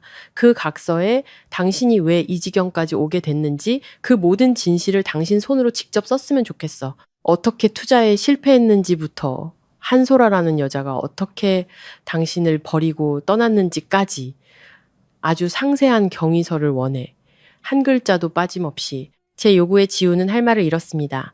그는 믿을 수 없다는 눈으로 저를 쳐다봤습니다. 모든 진실을 스스로 쓴다는 것은 스스로의 치부를 드러내고 자신의 어리석음과 실패를 인정하는 것과 같았습니다. 하늘 높은 줄 모르는 자존심과 헛된 체면으로 가득 찬 지훈에게 이것은 참을 수 없는 굴욕이었습니다. 하지만 그는 약자였습니다. 그는 제 돈이 필요했고 다른 선택지가 없었죠. 저는 그의 눈에서 격렬한 갈등을 읽을 수 있었습니다. 한쪽에는 체면, 다른 한쪽에는 5억과 자신의 안전. 결국 길고 긴 침묵 끝에 그는 이를 악물고 힘겹게 고개를 끄덕였습니다. 알았어. 쓸게. 저는 속으로 미소 지었습니다. 그물이 조여지기 시작했습니다.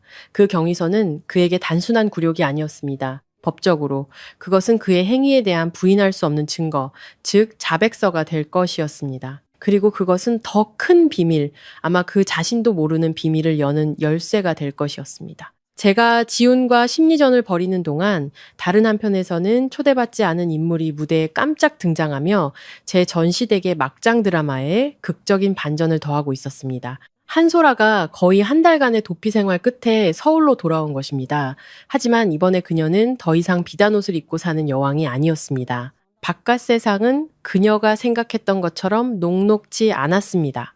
지훈을 떠난 후 한소라는 예전에 클럽에서 알게 된 유명한 바람둥이 재벌 2세에게 접근했습니다. 그녀는 지훈에게서 뜯어낸 돈으로 새 애인을 즐겁게 해주며 더 큰 금광을 잡으려 했습니다. 하지만 뛰는 놈 위에 나는 놈 있다고 그 재벌 2세는 지훈보다 한 수 위에 사기꾼이었습니다. 그는 달콤한 말로 한소라를 유혹해 그녀의 돈을 호화로운 파티와 비싼 명품 쇼핑에 모두 쏟아붓게 만들었습니다. 그리고 그녀의 이용 가치가 다하자 그는 신용카드 빚과 산산조각 난 마음만 남긴 채 사라져버렸습니다. 빈털터리가 되어 갈 곳이 없어진 한소라는 지훈과 김 여사를 다시 떠올렸습니다. 그녀는 지훈이 공경에 처했다는 것을 알았지만 상처 입은 짐승이 때로는 가장 공격하기 쉬운 상대라는 것을 알 만큼 영악했습니다. 그녀는 돕기 위해 돌아온 것이 아니라 자신이 한때 속였던 자들에게서 마지막으로 한 푼이라도 더 뜯어낼 수 있을지 운을 시험해보기 위해 돌아온 것이었습니다. 그들의 재회는 결코 평화롭지 않았습니다. 그것은 이제 지훈 모자의 유일한 안식처가 된 김 여사의 낡은 빌라에서 이루어졌습니다. 그리고 운 좋게도 이 모든 막장극은 제 탐정팀이 미리 몰래 설치해둔 초소형 녹음기에 의해 하나도 빠짐없이 녹음되었습니다. 저는 제 어머니, 그리고 김 변호사와 함께 그 녹음 파일을 들었습니다. 그것은 욕설과 악담, 그리고 적나라한 진실로 가득 찬 한 편의 오디오 드라마 같았습니다. 네가 여길 어디라고 기어들어와? 이 재수 없는 년, 김 여사의 증오에 찬 목소리였습니다. 네가 내 아들을 이 꼴로 만들어 놓고 이제 와서 또 뭘 원해? 말씀 참 잘하시네요, 어머님. 한소라의 목소리도 만만치 않았습니다. 날카롭고 비꼬는 투였죠. 어머님 아들이 무능해서 사업 말아먹은 걸 왜 제 탓을 하세요? 저한테 덮어씌우지 마세요. 저도 피해자라고요. 피해자? 네가 피해자라고? 네가 그놈 돈 다 들고 튀었잖아. 돈 내놔 이년아. 무슨 돈이요? 다 제 돈이죠. 제가 어머님 그 무능한 아들 비위 맞추고 연기해 주느라 얼마나 고생했는데요. 제가 마냥 행복했던 줄 아세요? 그들의 싸움은 점점 더 격해졌습니다. 그들은 서로의 추악한 비밀을 모두 폭로했습니다. 김 여사는 한소라를 꽃뱀, 난잡한 년이라고 욕했고, 한소라는 김 여사를 탐욕스럽고 악독한 시어머니라고 비웃었습니다. 그리고 이성을 잃은 분노 속에서 한소라는 그동안 숨겨왔던 끔찍한 진실을 소리쳐버렸습니다. 저한테 장손 타령 좀 그만하세요. 제가 바보인 줄 아세요? 똑똑히 들으세요. 예전에 제 뱃속에 있던 애, 어머님 아들 애 아니었어요. 제가 대개 가족 전부를 속인 거라고요. 이 멍청한 사람들아. 방 안은 순식간에 조용해졌습니다. 녹음기를 통해 김 여사의 거친 숨소리까지 들리는 듯 했습니다. 그 진실은 돈을 잃은 것보다 더 고통스러웠을 겁니다. 그녀의 가장 큰 희망, 저를 내쫓았던 이유가 결국 사기였다는 사실. 너 거짓말하는 거지? 김 여사의 목소리가 떨렸습니다. 난 안 믿어. 믿든 말든 마음대로 하세요. 한소라가 비웃었습니다. 이제 난 잃을 것도 없어요. 오늘 확실히 하러 온 거예요. 저한테 5천만 원 더 줘서 조용히 떠나게 해주시든가 아니면 제가 온 세상에 떠벌리고 다닐 거예요. 당신의 귀한 아들이 파산한 것뿐만 아니라 다른 놈 애까지 가졌던 여자한테 속아서 놀아놨다고요. 선택하세요. 녹음은 거기서 끝났습니다. 저와 어머니 그리고 김 변호사는 서로를 바라보며 아무 말도 하지 못했습니다. 그들 가족의 드라마는 우리가 상상했던 것보다 훨씬 더 막장이고 충격적이었습니다. 저를 배신했던 남자, 박지우는 결국 자신이 만든 게임의 가장 불쌍한 피해자였습니다. 그는 돈, 명예, 그리고 남자의 자존심까지 모든 것을 잃었습니다. 됐습니다. 김 변호사가 침묵을 깨고 말했습니다. 이것이 결정타입니다. 이 녹음 파일과 박지훈 씨가 곧 쓸 경위서가 이 모든 것을 끝낼 수 있는, 부인할 수 없는 증거가 될 겁니다. 저는 고개를 끄덕였습니다. 마음이 복잡했죠. 더 이상 통쾌함은 느껴지지 않았습니다. 그저 한편이 비극에 대한 씁쓸함만이 남았습니다. 하지만 마음 약해져서는 안 된다는 것을 알았습니다. 이 체스 게임은 끝을 맺어야 했습니다. 그리고 그 끝은 제가 겪었던 모든 것에 대한 공정한 심판이어야 했습니다. 인생은 때로 영화보다 더 기구합니다. 거짓을 뿌린 자들은 결국 자신이 만든 거짓의 늪에 빠져 죽기 마련입니다.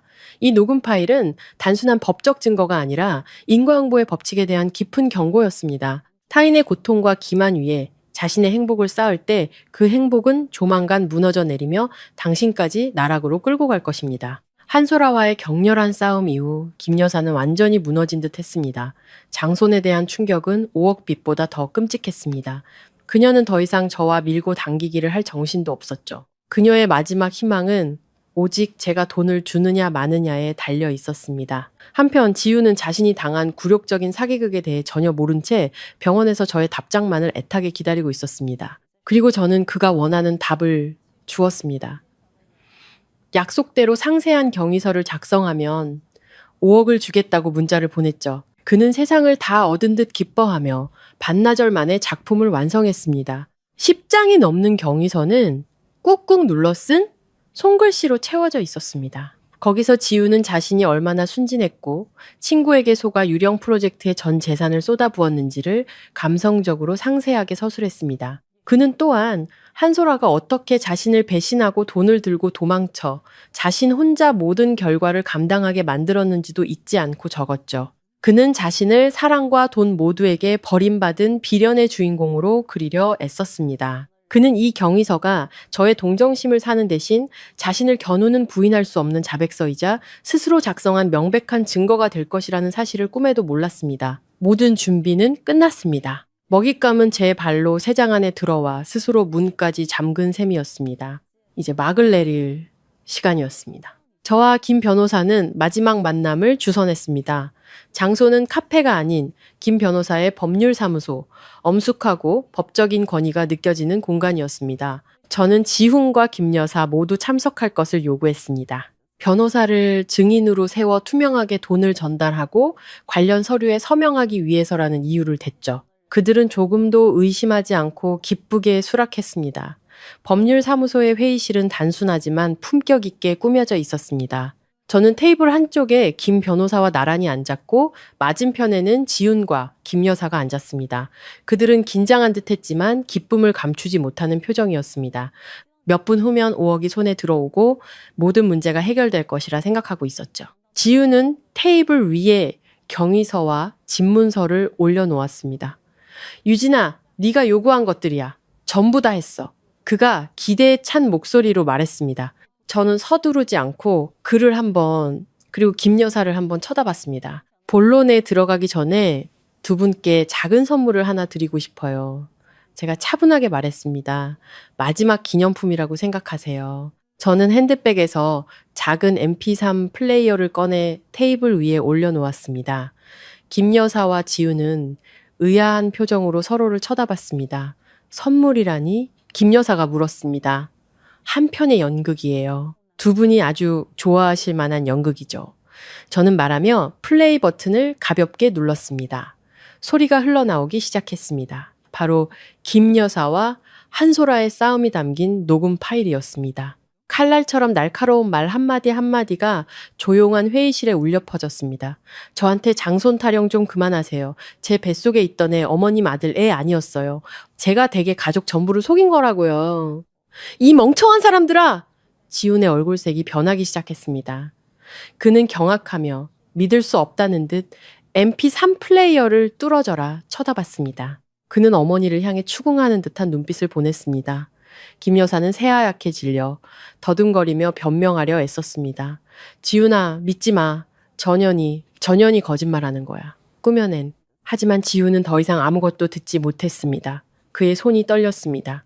그 끔찍한 진실은 구타당하고 파산한 것보다 더 고통스러웠습니다. 그의 가장 큰 자부심이었던 그가 그토록 사랑했던 아들이 사실은 사기극의 일부였다는 사실. 그는 굴욕적으로 배신당한 것이었습니다. 아니야, 그럴 리가 없어. 그는 중얼거리더니 갑자기 테이블 위로 쓰러져 두 손으로 머리를 감싸 쥐었습니다. 어깨가 가늘게 떨리고 있었죠. 김 여사는 당황해서 아들에게 다가가 흔들며 소리쳤습니다. 지훈아, 왜 그래? 정신 차려. 엄마가 잘못했어.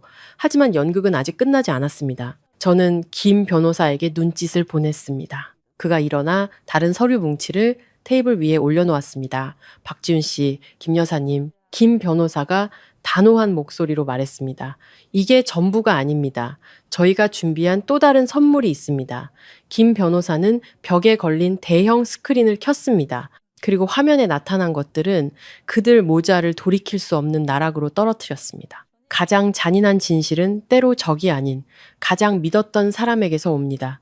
장손에 대한 막장 드라마는 인간 본성의 어두운 구석을 드러냈습니다. 거짓은 얼마나 정교하게 위장될 수 있는가. 하지만 이 이야기는 또한 어떤 비밀도 영원히 묻힐 수 없다는 것을 보여줍니다. 결국 진실은 솟아오를 길을 찾을 것이며 기만이라는 토대 위에 세워진 모든 것을 불태워 버릴 것입니다. 대형 스크린에는 부인할 수 없는 증거 자료들이 선명하게 펼쳐졌습니다. 첫 번째는 위조된 직인과 지훈의 서명이 찍힌 500억 원 대출 보증 계약서였습니다. 다음은 그중 300억 원이 어떻게 한솔아의 계좌로 흘러들어갔는지를 보여주는 상세한 자금 흐름도였습니다. 그리고 마지막은 계약서에 직인이 위조되었으며 서명은 박지훈 본인이 한 것이 맞다는 경찰의 감정 결과서였습니다. 지훈은 고개를 들어 눈앞에 펼쳐진 증거들을 바라봤습니다. 그의 눈에는 더 이상 고통이 아닌 극심한 공포만이 남아 있었습니다. 그는 이곳이 돈을 주고받는 자리가 아니라는 것을 깨달았습니다. 이곳은 법정이었고 제가 바로 판사였습니다. 이게 다 뭐야? 김 여사가 더듬거렸습니다. 그녀는 무슨 일이 일어나고 있는지 전혀 이해하지 못했습니다. 뭐냐고요? 제가 일어나 천천히 그들에게 다가갔습니다. 처음으로 저는 전 남편의 눈을 똑바로 쳐다봤습니다. 제 눈에는 더 이상 두려움이나 고통이 아닌 경멸만이 담겨 있었습니다. 두 분이 속은 겁니다, 김 여사님. 5억짜리 사채 빚 같은 건 존재하지 않아요.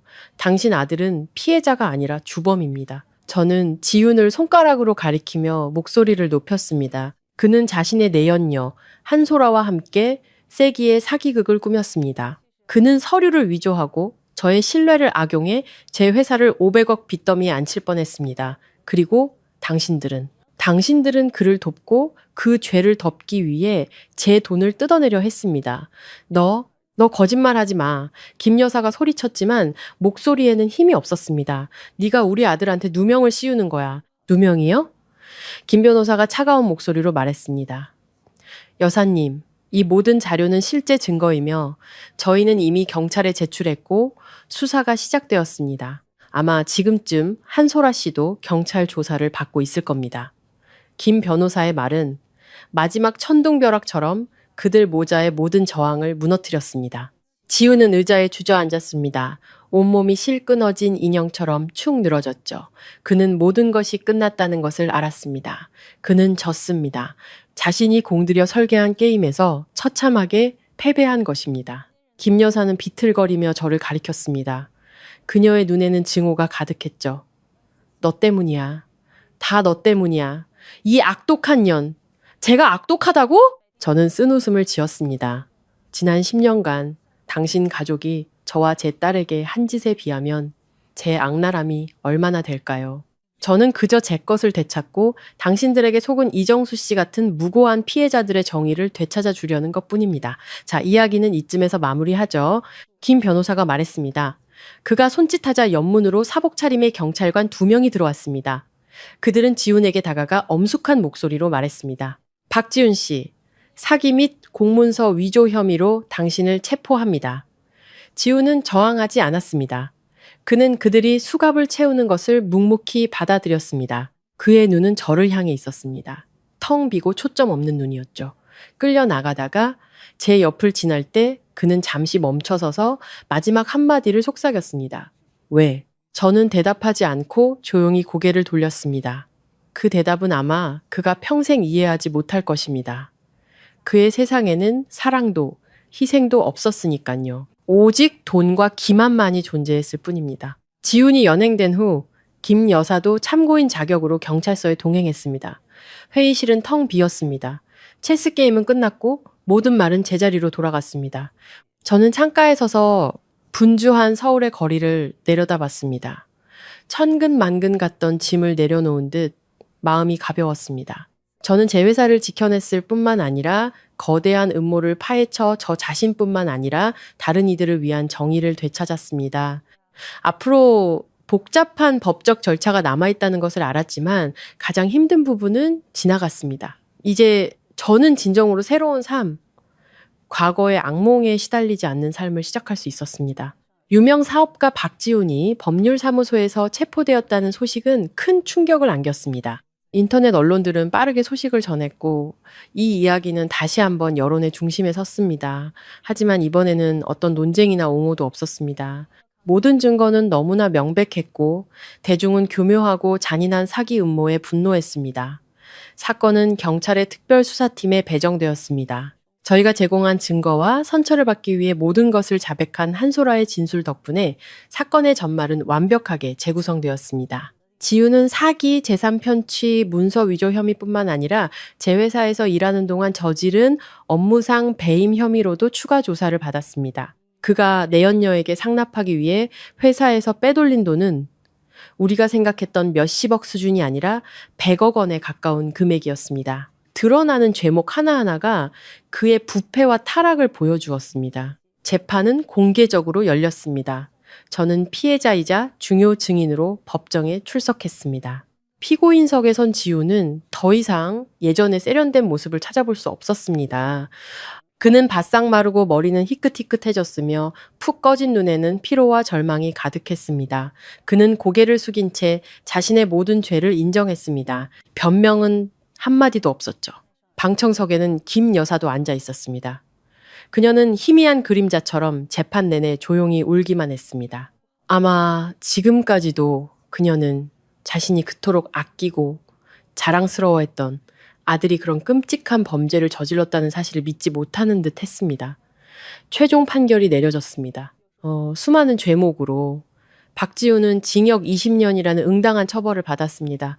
적극적인 공범이었던 한소라는 징역 15년을 선고받았습니다. 김 여사는 500억 사기 음모에 직접 가담했다는 증거는 없었지만 저에게 돈을 뜯어내려 한 행위에 대한 방조 혐의로 벌금형과 집행유예를 선고받았습니다. 판사의 망치 소리가 단호하고 엄숙하게 울려 퍼지며 저의 길고 길었던 싸움에 마침표를 찍었습니다. 마침내 정의는 실현되었습니다. 법정을 나서자 기자들이 저를 둘러쌌지만 저는 어떤 질문에도 답하지 않고 조용히 차에 올라 그 소란스러운 곳을 떠났습니다. 할 말은 이미 법정에서 모두 끝났으니까요. 며칠 후 저는 교도소에서 온 편지 한 통을 받았습니다. 지훈이 보낸 편지였죠. 저는 오랫동안 망설였습니다. 읽어야 할지 말아야 할지. 결국 저는 편지를 열기로 했습니다. 마지막 순간에 그가 저에게 무슨 말을 하고 싶었는지 알고 싶었습니다. 편지는 떨리는 글씨체로 길게 쓰여 있었습니다. 편지에서 그는 용서를 구하지 않았습니다. 그저 회상할 뿐이었습니다. 우리가 처음 만났던 날부터 아마도 한때는 진실했을 우리 사이의 사랑에 대해 그는 자신의 탐욕, 저의 성공에 대한 은밀한 질투, 그리고 어머니의 부정적인 영향이 자신을 점차 다른 사람으로 만들었다고 인정했습니다. 나는 한때 너를 진심으로 사랑했어, 유진아. 그가 썼습니다. 하지만 남자의 자존심과 돈의 유혹이 그 사랑을 죽여버렸어. 내가 모든 것을 내 손으로 망쳐버렸어. 너를 원망하지 않아. 네가 한 일은 옳았어. 이 판결은 내가 치러야 할 대가야. 다만 나 대신 예나를 잘 돌봐주고 아이가 나처럼 끔찍한 아빠를 가졌었다는 사실은 절대 알게 하지 말아줘. 저는 편지를 접었습니다. 눈물 한 방울이 뺨을 타고 흘러내렸습니다. 용서의 눈물도 동정의 눈물도 아니었습니다. 후회의 눈물이었습니다. 한때 아름다웠던 사랑에 대한 후회, 스스로를 잃어버린 한 인간에 대한 후회. 이제 이 순간부터 모든 원한은 연기처럼 사라졌습니다. 저는 과거를 닫고 인생의 새로운 장을 열 준비가 되었습니다. 박지훈 일당에 대한 판결은 비즈니스계의 강력한 경고가 되었습니다. 하지만 그들이 받아야 할 업보는 철창 속 세월에 그치지 않았습니다. 그것은 한 가족의 완전한 붕괴이자 오래도록 이어질 고통과 치욕이었습니다. 지훈에게 교도소에서의 나날은 육체적, 정신적 고문이었습니다. 호화로운 생활을 하던 사업가에서 이제 그는 철창 속의 혹독한 현실과 마주해야 했습니다. 하지만 아마 그에게 가장 큰 벌은 자유의 상실이 아니라 신뢰와 가족의 상실이었을 겁니다. 그는 자신을 위해 모든 것을 바쳤던 아내를 잃었고 아마도 한때는 사랑했을 딸을 잃었습니다. 그리고 가장 씁쓸하게도 그는 자신이 가장 믿었던 내연녀에게 굴욕적으로 속았다는 사실을 깨달았습니다. 그 이중 배신의 고통은 아마 20년이라는 기나긴 세월 동안 그를 갉아먹을 것입니다. 한소라의 청춘은 교도소의 내 벽 안에 묻히게 될 것입니다. 그녀의 아름다움과 영악함도 법의 심판에서 그녀를 구해주지는 못했습니다. 그녀는 자신의 인생 전부를 사기라는 도박에 걸었고 결국 모든 것을 잃었습니다. 하지만 아마 가장 무겁고 지독한 업보를 받은 사람은 바로 김 여사일 겁니다. 그녀는 감옥에 가지 않았지만 그녀의 삶은 지옥보다 더했습니다. 유일한 아들이 감옥에 간 후 그녀는 완전히 무너졌습니다. 가짜 손주에 대한 충격과 가족의 붕괴는 그녀를 순식간에 늙게 만들었습니다. 한때 그녀의 음모의 소굴이었던 낡은 빌라는 이제 차가운 무덤이 되었습니다. 그녀는 하루하루를 연명하고 가끔 아들에게 영치금을 보내기 위해 집안의 살림을 거의 다 팔아야 했습니다. 예전에 그녀를 두려워하던 친척과 이웃들은 이제 그녀를 경멸과 동정의 눈으로 쳐다봤습니다. 누구도 사기꾼의 가족과 엮이고 싶어하지 않았습니다. 그녀는 고독과 죄책감 속에서 살았습니다. 밤이 되면 아마도 그녀가 저에게 퍼부었던 모진 말과 잔인한 행동들이 되살아나 그녀의 양심을 괴롭혔을 겁니다. 그것은 기한 없는 형벌, 양심이 내리는 심판이었습니다. 듣기로는 그녀가 몇 번이나 지훈을 면회하러 갔지만 그는 모두 거절했다고 합니다. 아마 지훈도 마음 깊은 곳에서는 어머니의 탐욕과 부추김이 자신을 죄의 길로 이끌었다라는 것을 알고 있었을 겁니다. 그들의 신성한 모자 관계는 그들 자신의 음모와 계산 때문에 산산조각 났습니다. 한 가족은 완전히 해체되었고 각자 자신의 실수에 대해 너무나 비싼 대가를 치러야 했습니다. 저는 그들의 몰락에 기쁨을 느끼지 않았습니다. 그저 슬픔만이 느껴졌습니다. 돈의 유혹 앞에서 타락해버린 인간에 대한 슬픔, 짓밟힌 가족의 가치에 대한 슬픔, 그들의 이야기는 저에게 큰 교훈이 되었습니다. 배우자를 선택하는 것, 그리고 이용과 계산이 아닌 존중과 진정한 사랑을 기반으로 가정을 꾸리는 것에 대한 교훈 말입니다. 또한 인과응보의 법칙은 누구도 피해갈 수 없다라는 것을 상기시켜 주었습니다. 오늘 당신이 뿌린 것은 그것이 달콤한 과일이든 쓴 열매이든 내일 반드시 거두게 될 것입니다. 그리고 저는 친절과 노력, 그리고 관용의 씨앗을 뿌리기로 선택했습니다. 저와 제 딸의 미래는 분명 화려한 꽃밭이 될 것이라 믿습니다. 재판이 끝나고 몇 달 후 제 삶은 점차 평온과 성장의 궤도에 들어섰습니다. 폭풍이 지나간 자리에 상처는 남았지만 그것은 또한 저에게 인생의 진정한 가치가 무엇인지 깨닫게 해주었습니다. 부패한 부분을 도려낸 제 회사는 비약적으로 성장했습니다.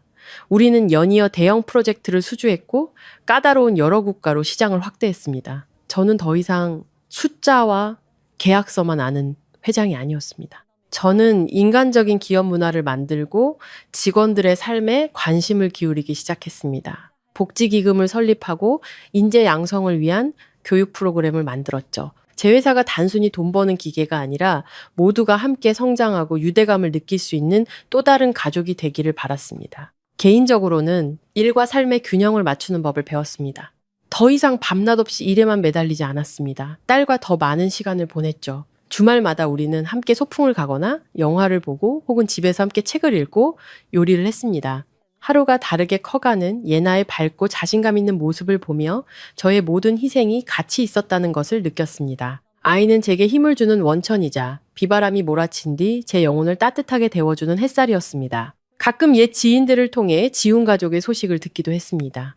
판결 후 김 여사는 완전히 무너졌다고 합니다. 우울증에 걸려 하루 종일 집 안에만 틀어박혀 누구도 마주하려 하지 않는다고요. 그 낡은 빌라는 그녀의 남은 생을 가두는 감옥이 되었습니다. 지훈은 교도소에서의 세월이 그의 나약함, 탐욕, 그리고 배신에 대한 값비싼 교훈이 될 것입니다. 저는 더 이상 그들을 원망하지 않습니다. 각자 자신의 선택과 행동에 책임을 져야 하는 법이니까요. 그들을 잇는 것이 저에게는 마지막 심판이자 제 자신을 위한 해방이었습니다. 어느 토요일 오후 제 회사는 고아와 특별한 환경의 아이들을 돌보는 보육원에서 봉사활동을 주최했습니다. 저와 예나도 참여했죠.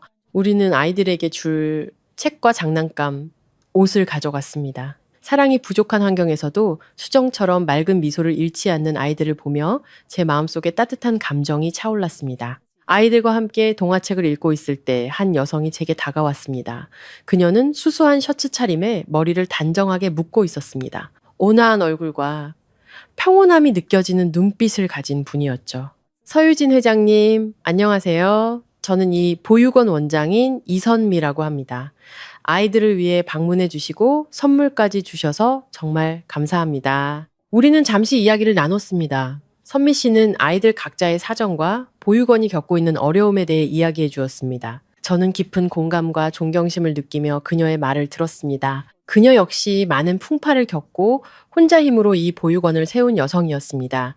회장님을 보니 제가 늘 마음에 새기는 말이 생각나네요. 선미 씨가 미소 지으며 말했습니다. 태어난 곳은 선택할 수 없지만 어떻게 살지는 선택할 수 있다고요. 회장님께서는 정말 멋지고 의미 있는 삶을 살고 계세요. 그녀의 말에 저는 잠시 할 말을 잃었습니다. 맞습니다. 저는 과거를 선택할 수 없었지만 현재를 선택했고 제 손으로 미래를 만들어가고 있었습니다. 우리가 돌아갈 준비를 할 때 예쁜 나은 머리를 한 5살쯤 된 여자아이가 달려와 제 손을 잡았습니다. 아이는 동그랗고 큰 눈으로 저를 올려다보며 작은 목소리로 말했습니다.